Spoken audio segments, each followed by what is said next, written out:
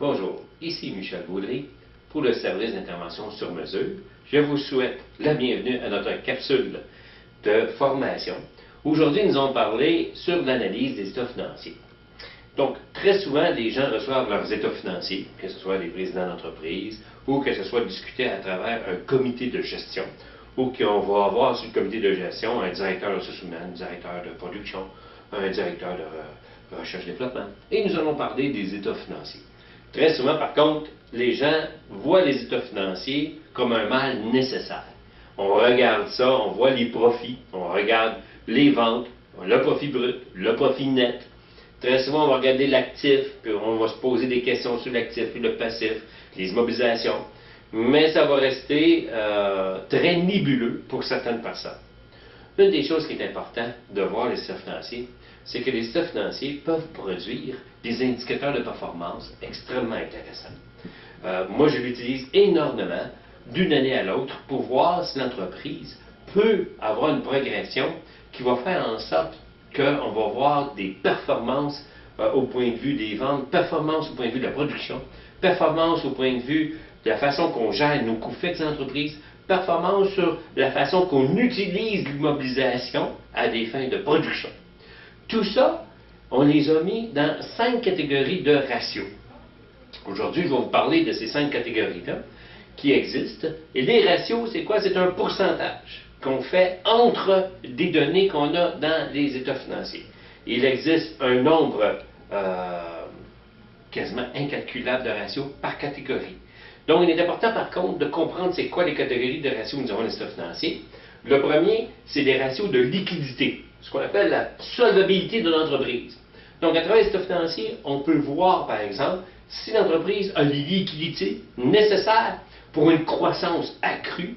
Par exemple, quand on augmente nos ventes d'entreprise, est-ce qu'on a les liquidités, par exemple, pour payer de la nouvelle machinerie? Est-ce qu'on a la liquidité pour engager des nouveaux personnels? Est-ce qu'on a les liquidités pour acheter des nouveaux matériaux, matières premières, ou ainsi de suite, pour pouvoir produire plus, pour vendre plus? Donc, on a besoin de savoir ces ratios-là de liquidité pour savoir si on est capable de faire une bonne croissance.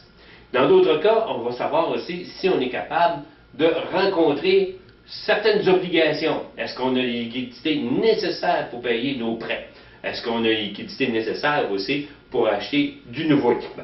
Donc, c'est très important cette catégorie de ratios. La deuxième catégorie, c'est une catégorie de structure financière. Les ratios de structure financière nous démontrent si la compagnie, financièrement, elle est structurée pour emprunter plus. Est-ce qu'elle est capable de faire en sorte, non seulement de faire face à leurs obligations financières, mais si elle est capable aussi de faire, en plus, d'aller chercher plus de finances, soit à travers des entreprises financières comme des banques, des fiducies, mais ça, ou à travers son actionnariat, autrement dit, des actionnaires d'entreprise.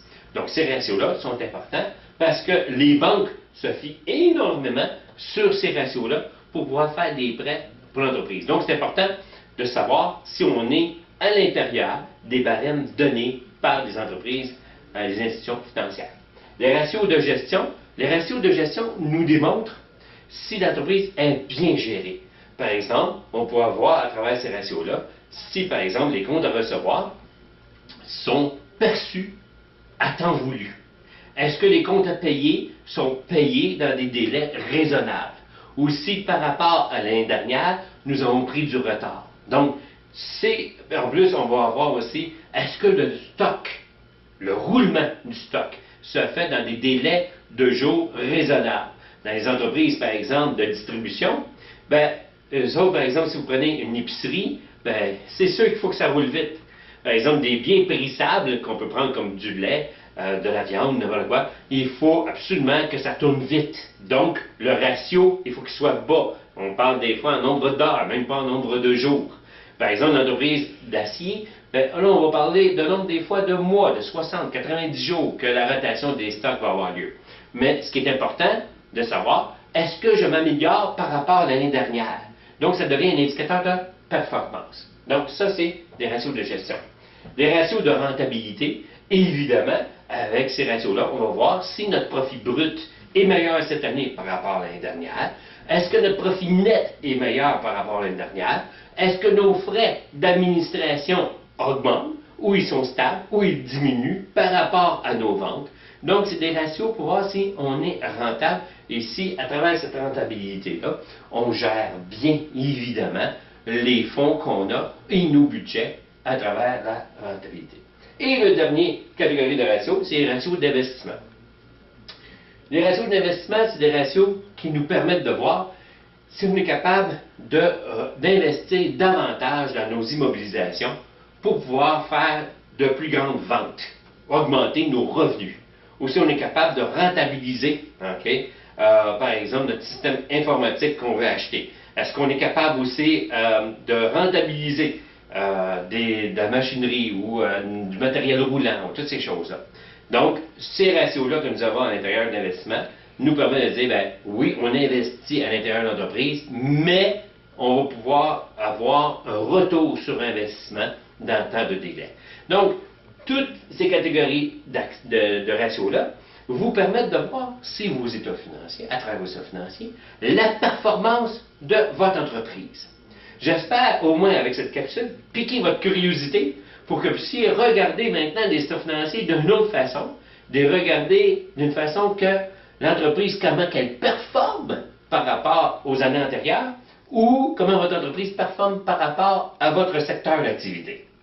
Ici Michel Baudry pour le service d'intervention sur mesure, en espérant de tout mon cœur que cette capsule vous a été utile. À la prochaine.